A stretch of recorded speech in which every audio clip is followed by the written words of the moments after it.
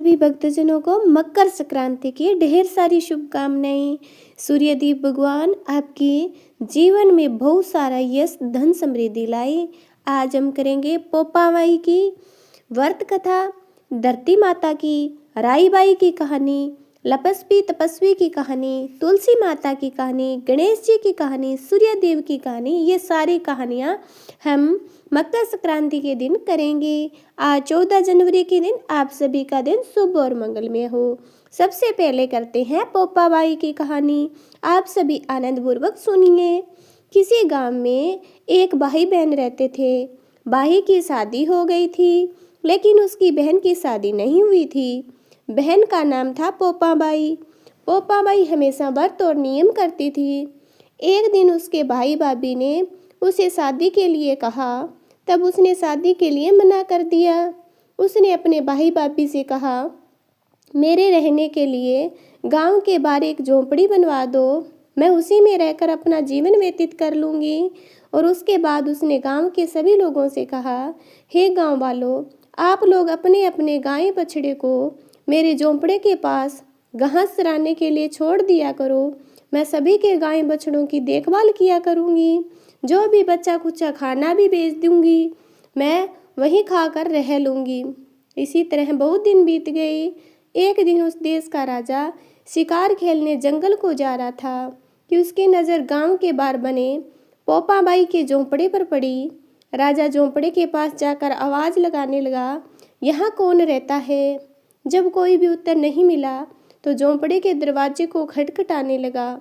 खटखटाने की आवाज़ सुनकर पोपाबाई ने अंदर से ही पूछा, बाहर कौन है? बार बार दरवाज़ा क्यों खटखटा रहे हो? क्या काम है? तब राजा ने उत्तर दिया, मैं इस देश का राजा हूँ, मैं तुम्हारे साथ विवाह करना चाहता हूँ। पोपाबाई ने कहा, अपने महल को लौट जाओ, मैं पराये पुरुष का मुँह नहीं देखती। लेकिन राजा ने उसकी बात पर ध्यान नहीं दिया और बलपूर्वक पोपाबाई को उठा अपने घोड़े पर बिठाकर महल की ओर चल पड़ा। पोपाबाई ने राजा को श्राप दिया कि हे राजा, तेरा राजपाट सब नष्ट हो जाएगा। महल में पहुंचकर राजा ने अपनी रानियों से सारी बातें बताई। पूरी बातें सुनकर रानियों ने राजा से अनुरोध किया कि पोपाबाई को सही सलामत उसकी झोंपड़ी में छोड़ आएं। रानियों के कहे अनुसार राजा पोपाबाई को उसी की झोंपड़ी छोड़ने चल पड़ा। रास्ते में पाप की नदी आई, जिसमें राजा डूब गया। पोपाबाई मृत्यु के बाद धर्मराज के दरबार में पहुंची। वहां धर्मराज ने उसे स्वर्ग का राजा दिया। किसी गांव के एक सेठ सेठानी की मृत्यु हुई। वे दोनों मृत्यु लोक से स्वर्गलोक हो गए, लेकिन स्वर्ग का दरवाजा बंद पड़ा था। उन दोनों ने धर्मराज जी से स्वर्ग का द्वार खोलने के लिए विनती की। तब धर्मराज ने कहा, इस प्रकार पोपाबाई का राज है। सेठ सेठानी ने कहा, हम पोपाबाई को नहीं जानते।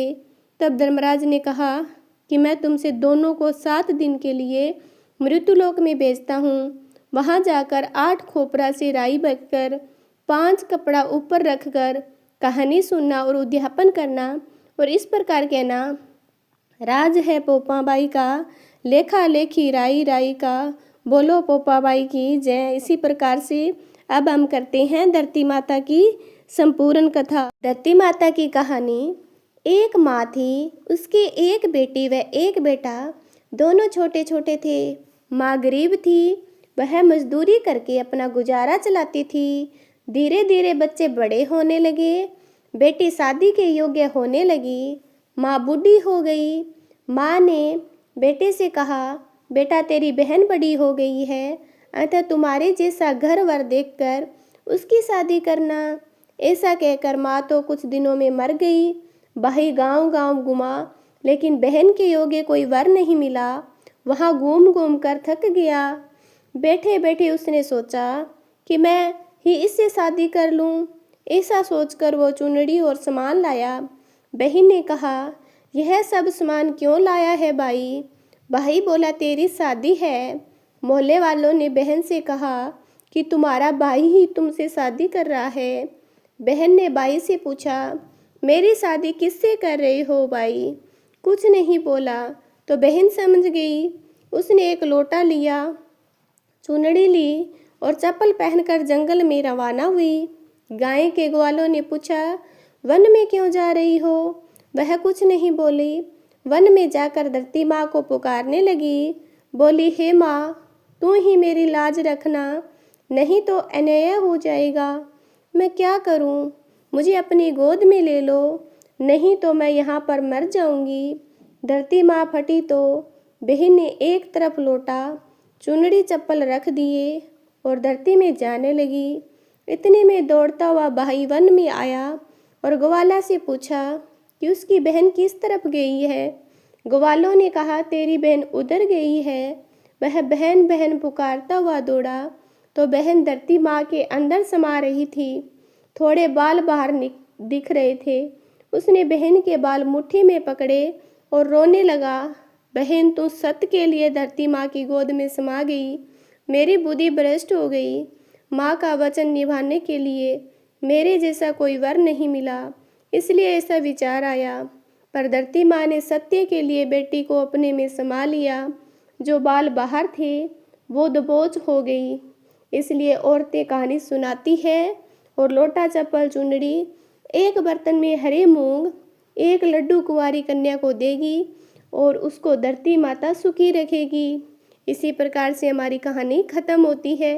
अब हम करेंगे राई बाई की कहानी। राई बाई की कथा। राई दामोदर की कहानी। दो माँ बेटियाँ थीं। बेटी का नाम राई था। वह बहुत सुंदर व सुशील थी। भगवान कृष्ण की पक्की भगत थी। एक बार भगवान कृष्ण उसकी परीक्षा लेने हेतु डांसरिया बेचने वाले बनकर आए और आवाज़ देने लगे। आवाज़ सुनकर राई अपनी माँ से बोली, मुझे भी डांसरिया चाहिए। माँ बोली, मैं पैसे कहाँ से लाऊं? बाजरी है वो ले जा। बाजरी के भगवान ने फूंक मारी तो फूस उड़ के राई की आंख में गई। राई जोर जोर से रोने लगी। भगवान वहाँ से अंतर्ध्यान हो गए। वेद का रूप धारण कर वहाँ आ गई और आवाज़ देने लगे।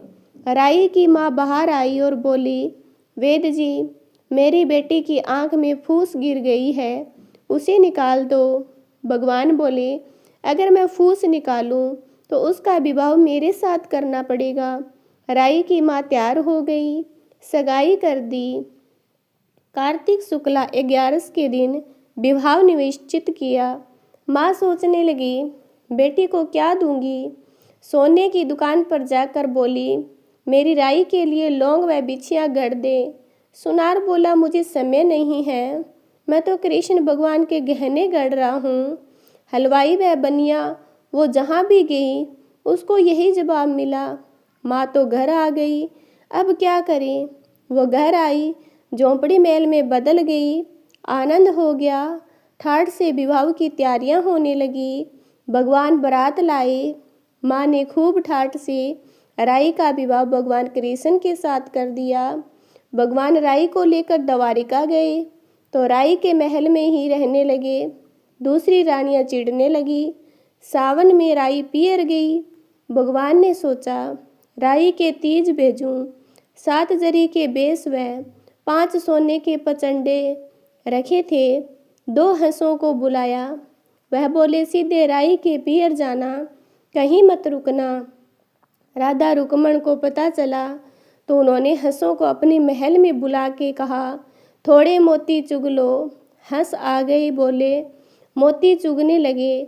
राधा रुक्मण ने सारा सामान निकाल उसमें फटे पुराने कपड़े और 5 कांटे बांध दिए। पोटली हंसों को दे दी। हंस सामान लेकर राई के पास गए। राई खुशी से नाचने लगी। जैसे ही पोट खोली, 5 उंगलियों में 5 कांटे चुप गए। राई दुखी हुई। सावन खत्म हुआ तो भगवान लेने आए। राई भगवान से बोली नहीं। भगवान आए तो राई दूर दूर हो जाए। भगवान ने सोचा कोई बात नहीं। राई फिर भी नहीं बोले।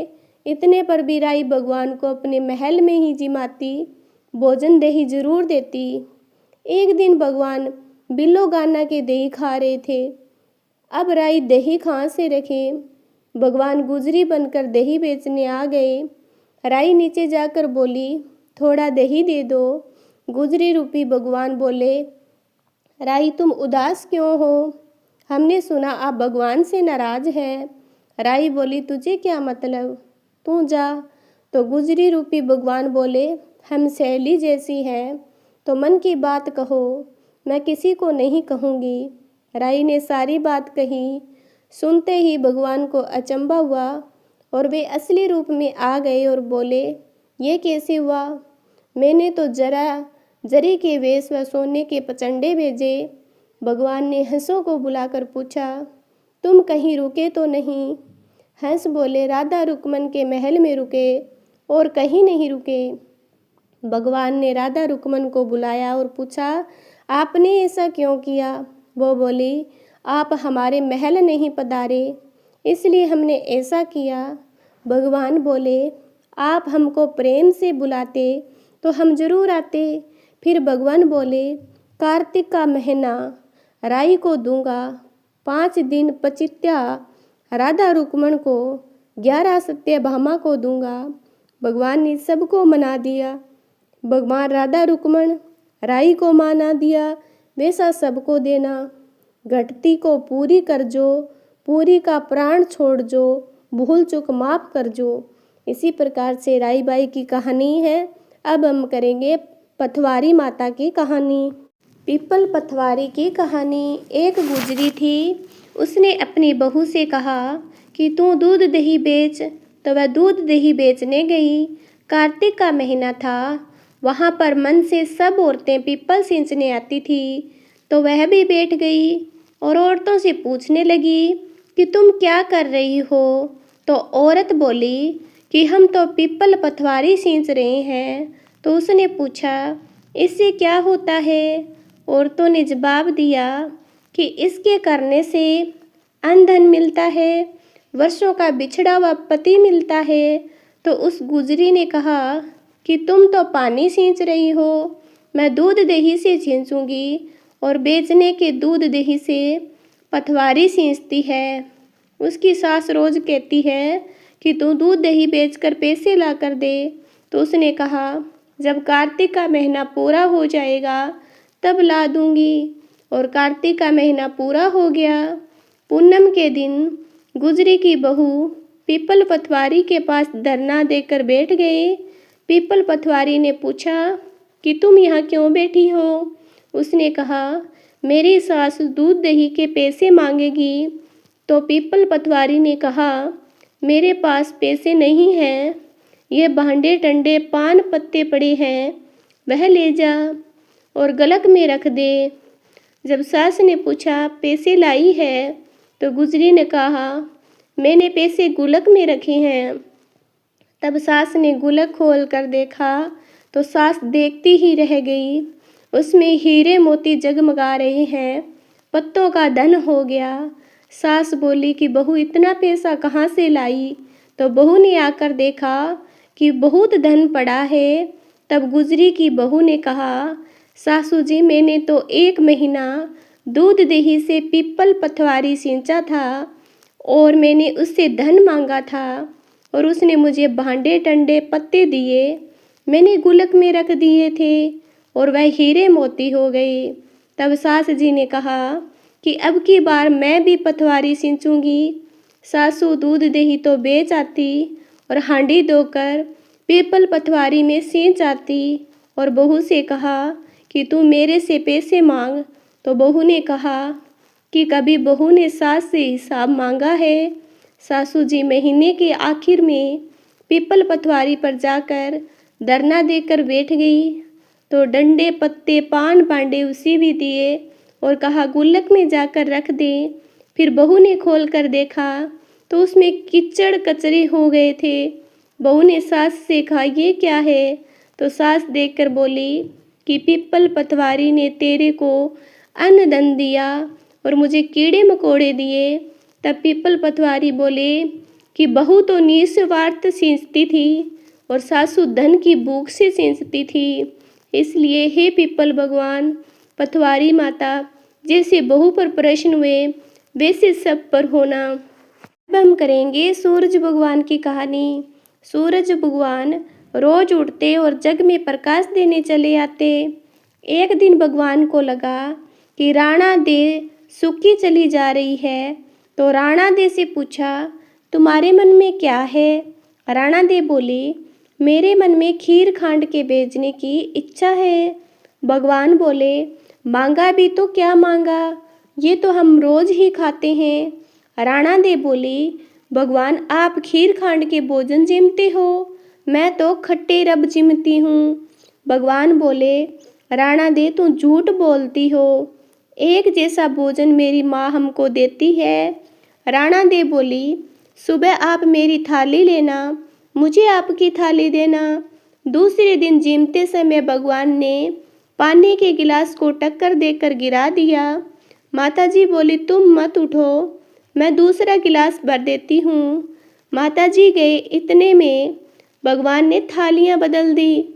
राणा दे ने तो जल्दी ही खीर खांड के भोजन कर लिए, पर सूरज भगवान को खट्टी राब बाही नहीं और थाली पर बैठ गए। माताजी बोले, आज इतनी देर क्यों लगी? भगवान बोले, आज तो खीर खांड खट्टी लग रही है। माताजी बोले, राणा दे की थाली आपने क्यों ली? भगवान कहने लगे, माँ अपने घर में आप 2 जने और मैं, जिसमें भी 2 बात, मैं नियम पालन वाला, और मेरे ही घर में ऐसा होता है तो दुनिया में क्या होता होगा। घर में सबका खाना एक जैसा बनाओ। वहाँ से वो कुमार के गए और बोले, 2 पेट की हांडी किस कुमार ने बनाई? रतन कुमार को लगा, आज तो भगवान आए हैं, माँ जी को 1 टक्का देती थी तो आज 2 टक्का देंगे। और कुमार बोला, मैंने बनाई। भगवान बोला, आज के बाद 2 पेट हांडी के बनाए तो तेरे सहस्त्र पेट कर दूंगा। कुमार बोला, मेरा तो 1 पेट भरना ही मुश्किल है, सहस्त्र हो गया तो क्या करूँगा? मैं अब 2 पेट की हांडी नहीं बनाऊंगा। इस तरह सूरज भगवान ने 2 बात को मिटाई। और ये अब हम करते हैं तुलसी माता की कहानी। कार्तिक महीने सब और अलसो माँ को सींचती, सब है सींच कर आती। परनु एक बुढ़िया आती और कहती कि हे तुलसी माता, सत की दाता, मैं तेरा बिड़ला सींचती हूँ, मुझे बहू दे, पीताम्बर दे, मीठा मीठा घास दे, बखुंडा में वास दे, रंग की ललक दे, मोत दे, चंदन का काऊ दे, साईं का सज दे, बात का पूर्णव दे, प्यास को मौत दे, कृष्ण भगवान का कथा दे, दब तुलसी सता। यह चात सुनकर सूखने लगी। तो भगवान ने पूछा कि हे तुलसी, तू क्यों सूख रही हो? तुलसी माता ने कहा कि एक वृद्धा सोच आती है और यही बात कह जाती है कि मैं सब बात तो पूंगी कर दूंगी, लेकिन कृष्ण का कंधा कहाँ से दूंगी? तो कृष्ण भगवान बोले कि है एवं मी तो अपने आप कंपन दे आई। तो बूंदी राम माई से कह देना, दमे बंदिया माई भर गई, सारे गांव दाले एकच हो गए, इंडिया से जो जाने लगे, इतनी भारी हो गई, किसी से नहीं उठी। ला सबने कहा, इतनी पूजा पाठ करती है, पाप नष्ट होने की माला फेरती थी, फिर भी भारी हो गई। बूढ़े ब्राह्मण के वेश में भगवान आए और सबसे पूछा कि ये कैसी भीड़ है? तब आदमी बोले, यह बुढ़िया माई मर गई, पापणी थी, इसलिए किसी से नहीं उठती। भगवान ने कहा, मेरे को एक बात कान में कहने दो तो उठ जाएगी। तो भगवान ने कान के पास जाकर कहा कि बुढ़िया माई, मन की निकाल ले, पीताम्बर की धोती ले, मीठा मीठा गम ले, बैकुंठ का वास ले, चटक की चाल ले, पटक की मौत ले, दाल भात का पुरुषण ले, कृष्ण भगवान का कंधा ले। यह सब बातें सुनते ही बुढ़िया माई हल्की हो गई और भगवान उसने अपने कंधे पर ले गए और मुक्ति मिल गई। हे तुलसी माता, उसकी मुक्ति करी वैसी सबकी करना। अब हम करते हैं लपसी तपसी की संपूर्ण कहानी। एक लपसी था और एक तपसी था। तपसी तो भगवान की तपस्या करता था और लपसी 1.25 सेर की लपसी बनाकर उसका भोग लगाकर जीम लेता। एक दिन दोनों लड़ने लगे। लपसी बोला मैं बड़ा, तपसी बोला मैं बड़ा। इतने में नारद मुनि आए और बोले, तुम क्यों लड़ रहे हो? तो लपसी ने कहा, मैं बड़ा हूँ। और तपसी ने कहा, मैं बड़ा हूँ। तपसी बोला, मैं सारे दिन भगवान की पूजा करता हूँ। यह सुन नारद जी ने कहा, मैं तुम्हारा फैसला कल कर दूंगा। दूसरे दिन लपसी तपसी नहाकर आए तो नारद जी ने 1.25 करोड़ की अंगूठी उनके आगे फेंक दी। लपसी का ध्यान उस अंगूठी पर नहीं गया। तपसी तपस्या करने बैठा तो उसने अंगूठी देखी और उसने अपने घुटने के बल नीचे दबा ली और तपस्या करने लगा। लपसी बनाकर उसका भगवान को भोग लगाकर जीमने बैठ गया। इसी प्रकार से ये लपसी और तपस्वी की कहानी है। अब हम करते हैं धर्मराज की कहानी। इतने में नारद जी आए। तब दोनों ने पूछा कि कौन बड़ा है? फिर तपसी ने कहा, मैं बड़ा हूँ। नारद जी बोले, तेरा घुटना उठा तो उसके नीचे 1.25 करोड़ की अंगूठी निकली। तब नारद जी बोले, ये अंगूठी तूने चुराई है, तुझे तेरी तपस्या का फल नहीं मिलेगा। तब तपसी बोला, हे नारद मुनि, मेरी तपस्या का दोष कैसे दूर होगा? नारद जी ने कहा, रोटी बनाकर बाटियाँ नहीं बनाया तो फल तुझे होगा। ब्राह्मण जिमाकर दक्षिणा नहीं दे तो फल तुझे होगा। साड़ी दे के ब्लाउज नहीं दिया तो फल तुझे होगा। दिया से दिया जलावे तो फल तुझे मिलेगा। इसी प्रकार से हमारी ये लपसी और तपस्वी की कहानी है। तो धन का लोभ नहीं करना चाहिए। अब हम करेंगे गणेश जी की कहानी। एक बुढ़िया माई थी, मिट्टी के गणेश जी की पूजा करती थी। रोज बनाए रोज गल जाए। एक सेठ का मकान बन रहा था। वो बोली, पत्थर का गणेश बना दो। मिस्त्री बोले, जितने हम तेरा पत्थर का गणेश गढ़ेंगे उतने में हमारी दीवार न चिनेंगे। बुढ़िया माई बोली, राम करे तुम्हारी दीवार टेढ़ी हो जाए। अब उनकी दीवार टेढ़ी हो गई। वो चिने और ढा देवे, चिने और ढा देवे। इस तरह करते करते शाम हो गई। शाम को सेठ आया। उसने कहा, आज कुछ नहीं किया। वो कहने लगे, एक बुढ़िया माई आई थी। वो कह रही थी, मेरा पत्थर का गणेश गढ़ दो। हमने नहीं गढ़ा तो उसने कहा, तुम्हारी दीवार टेढ़ी हो जाए। तब से दीवार सीधी नहीं बन रही है। बनाते हैं तो ढहाव हो जाता है। सेठ ने बुढ़िया माई को बुलाया और सेठ ने कहा, हम तेरा सोने का गणेश गढ़ देंगे, हमारी दीवार सीधी कर दो। सेठ ने बुढ़िया को सोने का गणेश गढ़ा दिया। सेठ की दीवार सीधी हो गई। जैसे ही सेठ की दीवार सीधी की वैसी सबकी करना। इसी प्रकार से मकर संक्रांति के दिन ये सभी कहानियाँ आपने सुनी। अगर आपको अच्छी लगी तो एक प्यारा सा कमेंट और चैनल को ज़रूर सब्सक्राइब करना।